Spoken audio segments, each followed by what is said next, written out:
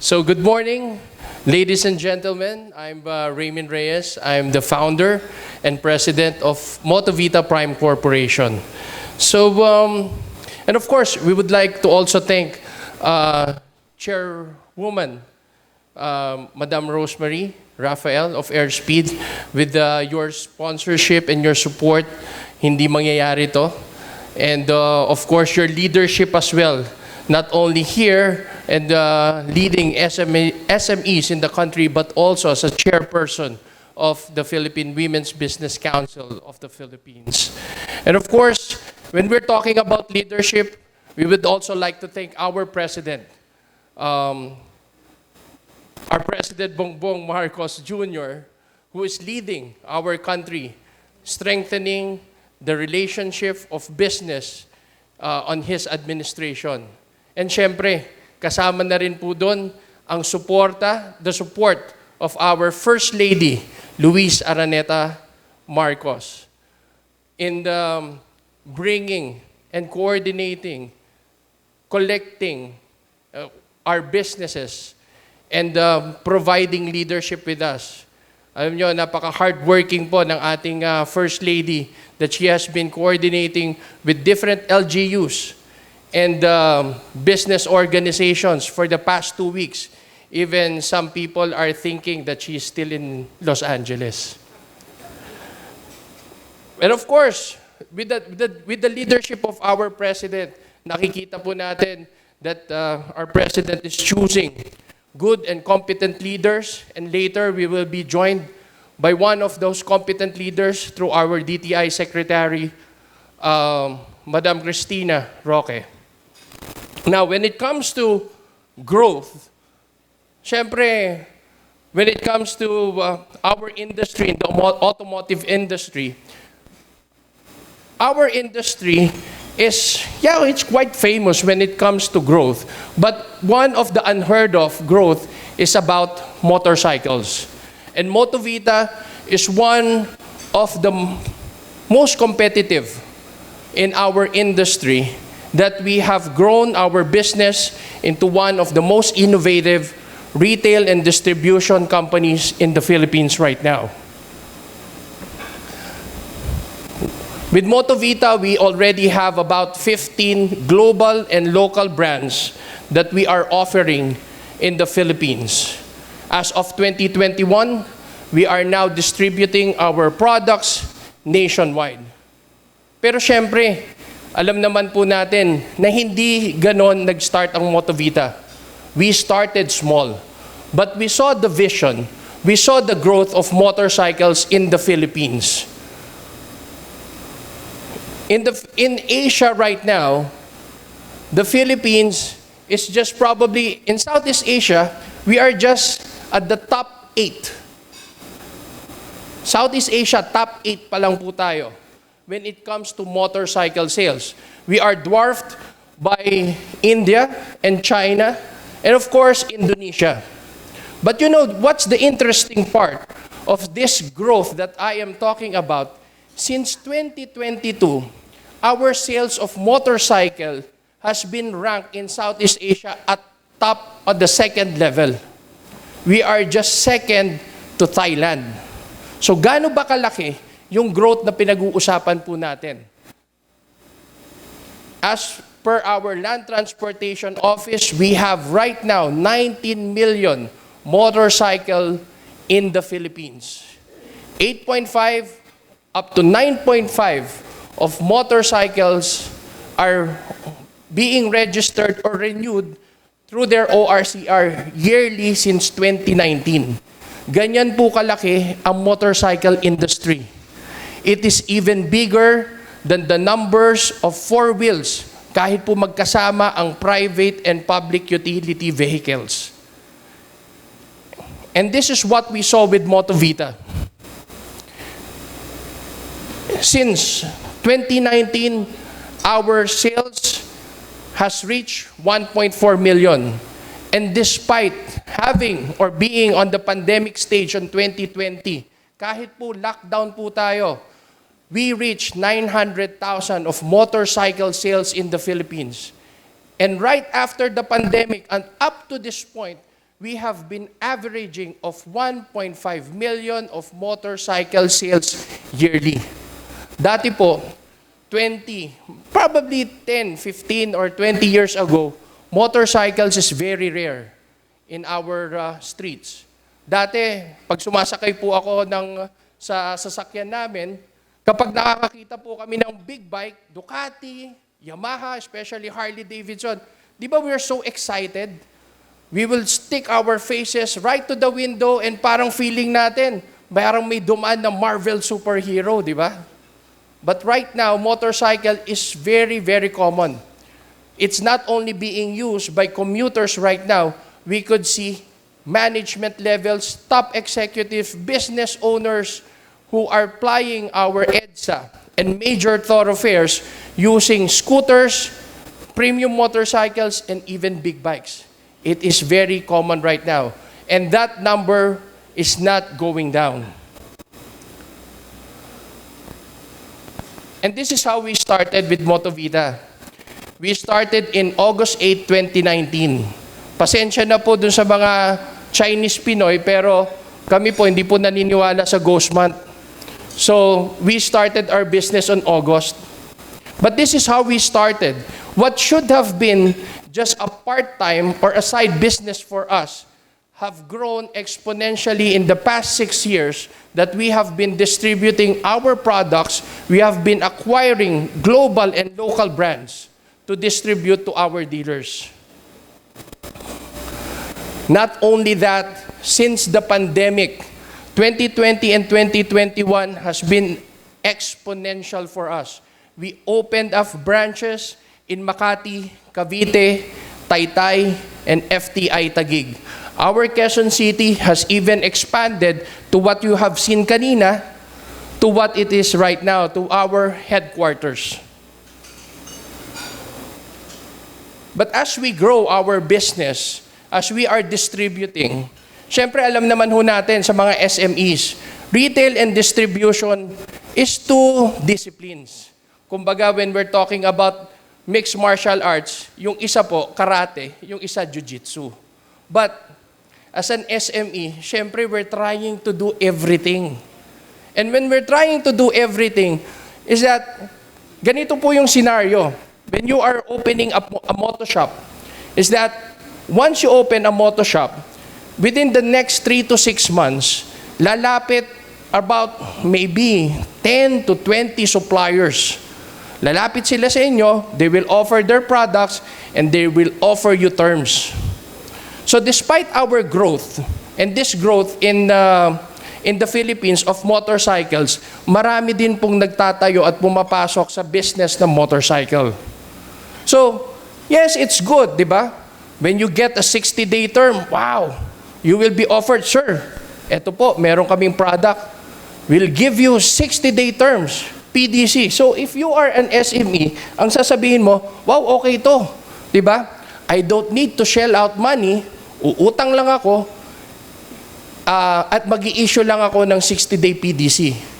Di ba? Okay yun, di ba? But what we call the 60-day term is a slow poison to death. If you are as a SME and you are just starting your business, let's say if you wanted to offer lubricant, you cannot just offer one. You have to offer 2, 3, or 4 brands. And then if you're offering helmets, you need to offer maybe another 2 to 3 brands. If you're offering tires, another 2 to 3 brands as well. So ang mangyayari niyan, you'll be getting about an average of 6 to 10 60-day terms from different companies. What you do not understand is that in the motorcycle business, it is very hard for you to sell all those products. Kasi ang gagawin nila, bibigyan ka ng MOQ.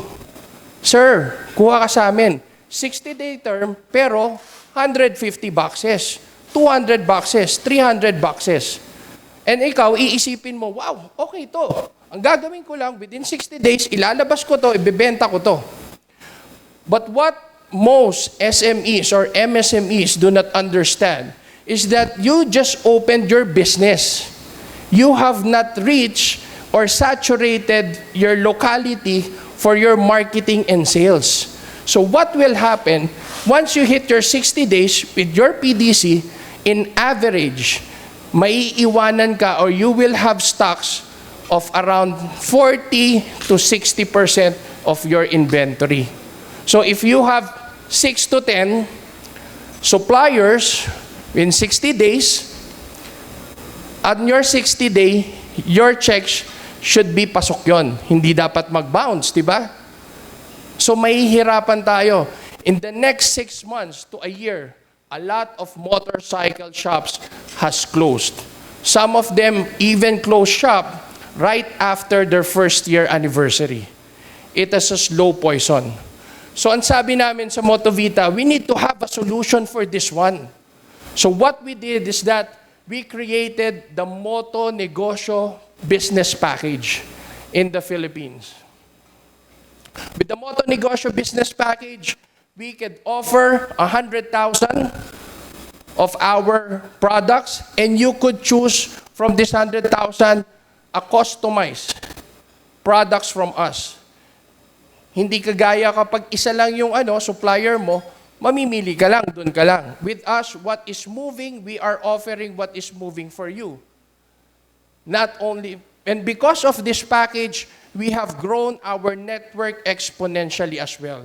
We have been distributing our products nationwide, from the smallest motor shop to the biggest motorcycle dealerships and service centers in the country. Now, the growth is very good, but in 2022, we experienced challenges. Just like I've said, there are many brands that are competing in our sector.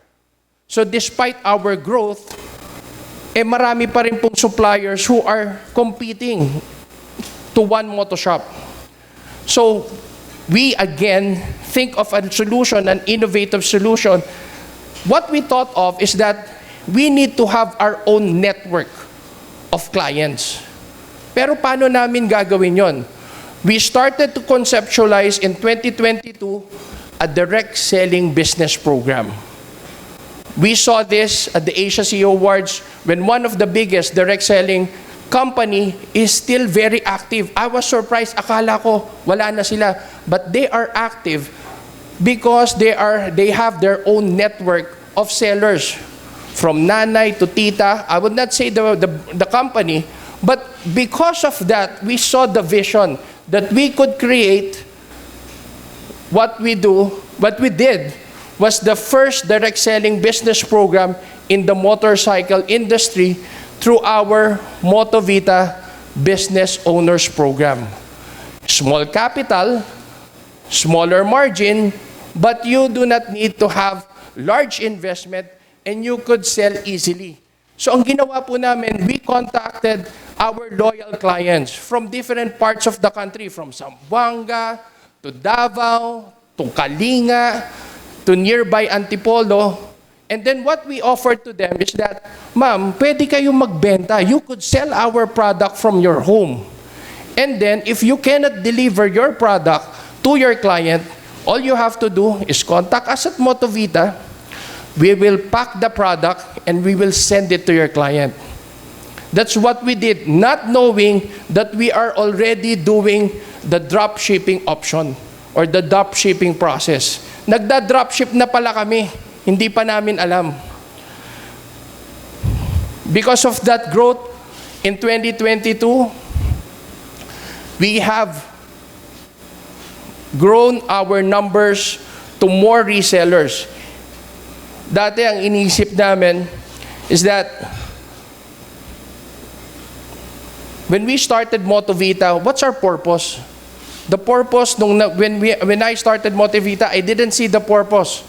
I thought that it's just business. But when we launched our Moto Negosyo and our MBO program, we saw the purpose of it.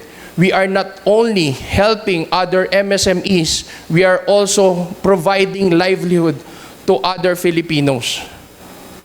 That last year, we are lucky to be one of the companies who are approved by our First Lady and our President to offer our livelihood program to One Movement and other organizations under the Bagong Pilipinas. And of course, I would like to thank Richard and Rebecca for giving us this opportunity right now, and of course, for acknowledging our achievements that in 2023, Motovita achieved to be SME Company of the Year, Circle of Excellence 2024 as well last year, and I myself to be the 2024 Entrepreneur of the Year, Circle of Excellence awardee. Not only, thank you very much. And not only that, my wife and I, just like what Richard said, we were right up in front, competing with each other on 2023. Last year, December, Motovita has been inducted to be a member of the Philippine Chamber of Commerce and Industry in Quezon City. And right now, we have launched the Motovita financing, wherein we close one of the biggest non-bank financing institution to have Motovita financing, to have a 200 million financing budget for 2024 and 2025. And hopefully, mas lumaki yung budget. This year, our aim is to establish Motovita Real Estate for us to acquire properties wherein we could put our structure of Motovita and operate in different parts of the country. And right now, through our Motovita Business Owners Program, we have launched the Rewards Plus program, wherein pinagsama na po namin ang exclusive membership shopping and our Motovita Business Owners Program. And we have been experiencing growth. And before I leave you guys, before I close this talk, I would like to share this Bible verse with you. Galatians 6:9. Let us not become weary in doing good, for at the proper time, we will reap a harvest if we do not give up. With that, thank you very much. Drive safe, ride safe, and God bless.